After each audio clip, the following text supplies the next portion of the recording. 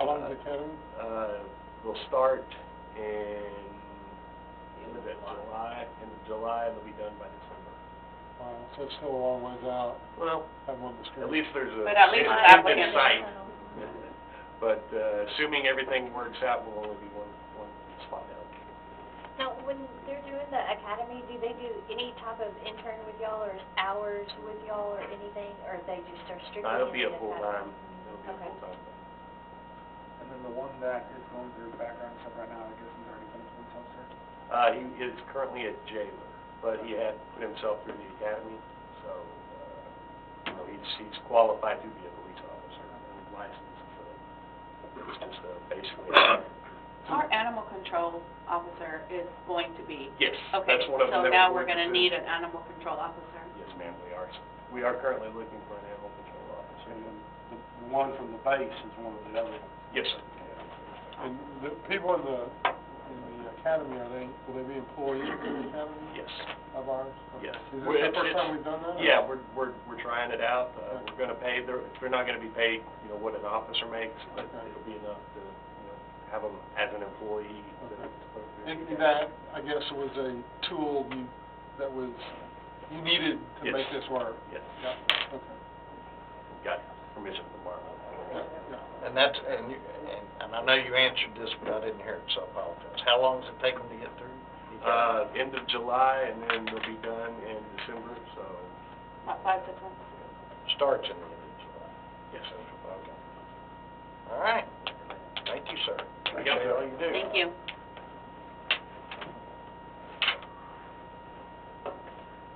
The park master plan, I'm meeting with him tomorrow at 3 o'clock.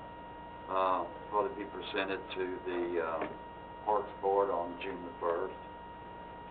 Ribbon cutting ceremony is at 10 o'clock Saturday the 27th, that's this Saturday, for the new business open of Kelly's Resale Boutique at 1111B Roberts Cutoff Road. And then on Wednesday, May 31st, for all you blood givers, and they're having a blood drive here at the City Hall. You can actually scan the QR code and make your appointment. Thanks. And then we do have a city event this Friday, May the 26th. It's Buddy Whittington and Bobby Counts will be performing in concert at the River Oaks Event Center. And the event is paid for funds from the foundation supporting the River Oaks Community Center, which is the 501c3. And I sent y'all a memo today. I don't know if you got a chance to read it, but that's where it stands right now.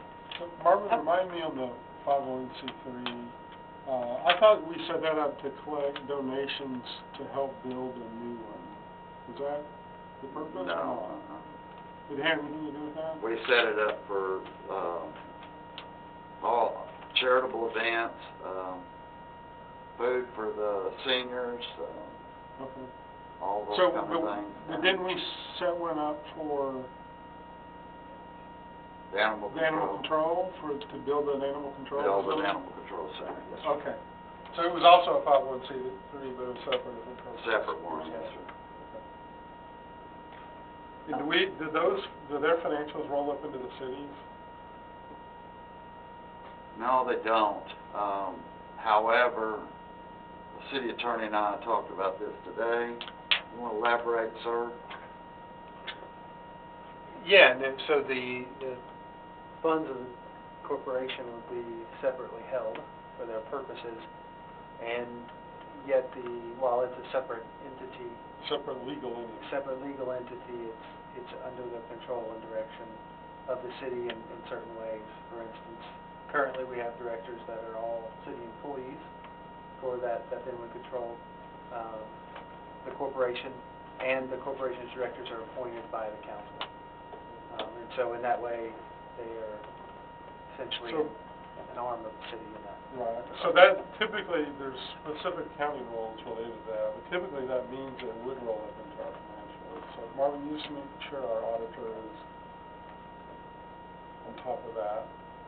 I don't know the specific Yeah, he has test. to file the 990 every year. Right, He's but, on top of it. but one of the tests is control that determines, you know, if it rolls up in our numbers or not. I know it's not related to this specific request, but it is something to be, you know, that we just need to make sure, since now that we have these relatively new entities out there. Similar to the EDC, it's a separate legal entity, but it's, because of the control the city has, its financials roll up into the city's financials. Okay, I'll talk to him about that. I have a question about, the 501s also. If these are nonprofit, these are run by boards, or no? What did you just say, There's the directors? board. Yes, directors that are appointed.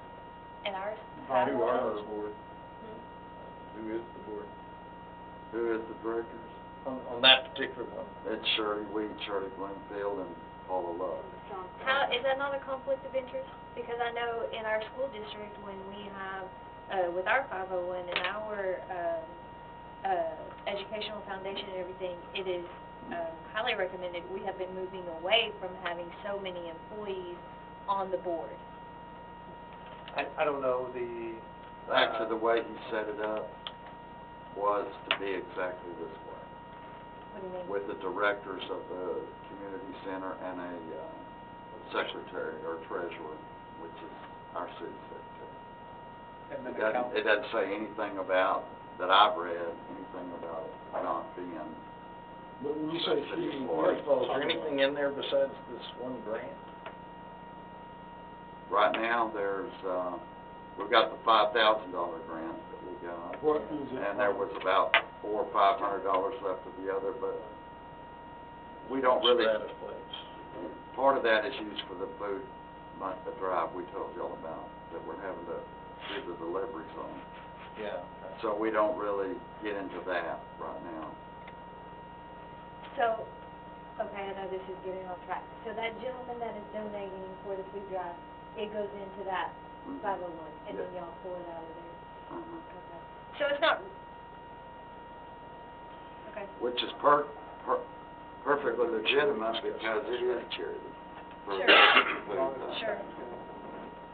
Yeah, I just think we have to be careful about the definition of a city event.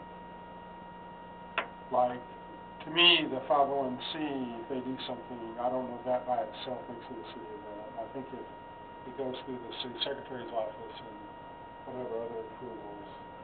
Yeah, Is that the your money comes to understanding? the city secretary's office. But I mean, but I don't know, like if the 501 board of the animal control or the 501 board of the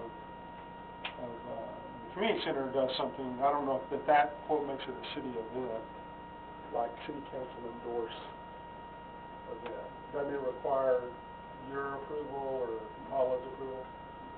Okay. So this obtained that, that's had that, this event had that? Yes. Okay. So I just don't want there to be confusion over that, like, the sort of, to They your can't point. spend it the way they want They to can just spend go do what they want to do, and it Right. doesn't have any blessing of the Well, city it's not like council. we're, And we it's not pulled like it up out of the IRS code to be sure today, it's really more like a. what would qualify.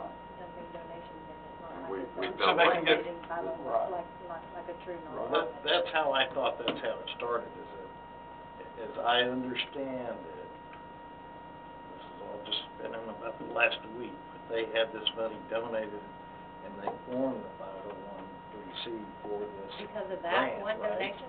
No, we've Or the had previous it, we've grant? had it since 2019. Okay, I misunderstood. It just had $1 in it for a long time. I understand. So, in the event, let me tell you a little what I know about that. So this is the band that played at Springfest the first year. Buddy Whittington toured with the Blues Breakers for 18 years. If you Google his name on YouTube, you'll see him on stage with Eric Clapton and many others. This is really a pretty who's who band that happens to be here locally. I paid them $1,300 to play at Springfest, and they're friends of mine, and they